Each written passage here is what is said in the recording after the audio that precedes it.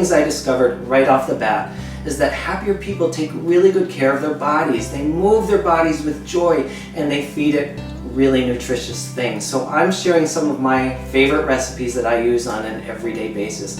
Here's one I hope you enjoy. So I'm making my minestrone stew. That's my own affectionate name for this. It started with a recipe for minestrone soup, but I decided I liked a heartier dish, so I altered it just a little bit.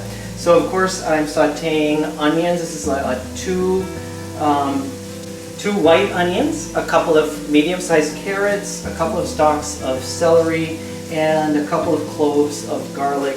You could add a half of a pepper of whatever color of your choice if you like. Once the onions are translucent, I will transfer into the larger pot. You can just do it as a one-pot dish, but I just wanted you to be able to see what I'm doing, so I'm using the lower one here.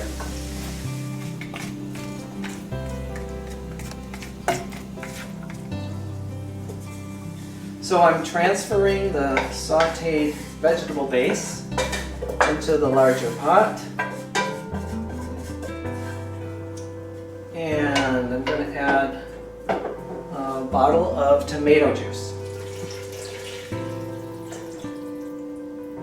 This is 32 fluid ounces, and I'm just going to add a few spices. So there's a bay leaf,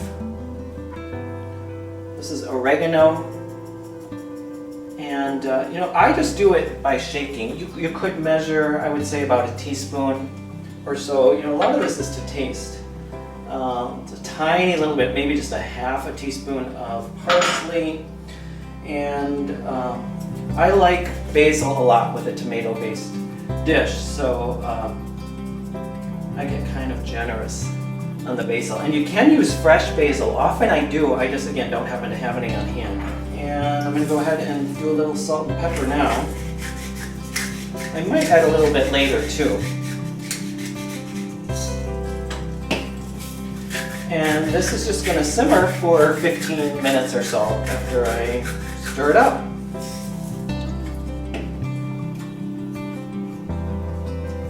And that's step 2. So this has been simmering about 15 minutes, and I'm adding some chopped yellow squash and zucchini, and this could be 2 small or 1 medium of each, and then 1 can of beans of your choice, including the liquid. So I like white beans. Lately, you could, like I said, you could use any kidney beans would be fine, but these are great northern beans. And we're just going to stir this up, and then this will simmer for a half hour. Alright, so this has been simmering another half hour, and at this point I'm just going to add a little more salt and pepper.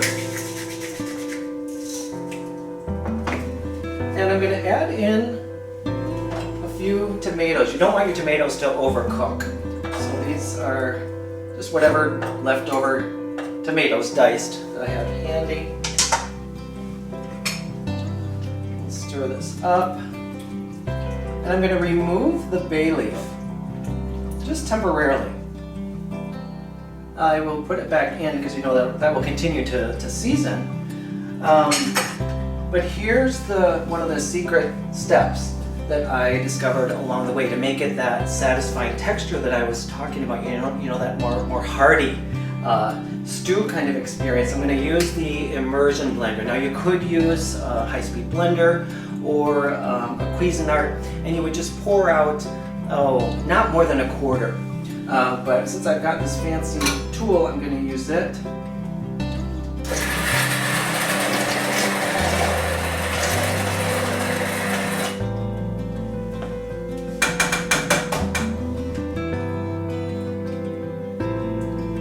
So here we have it, and I just want to show you, I took some out earlier so you can see the difference in the texture.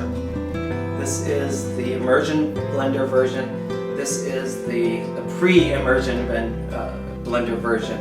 Nothing wrong with this, it tastes delicious. There's something about having just a portion of it blended like that, that just makes it so much more satisfying.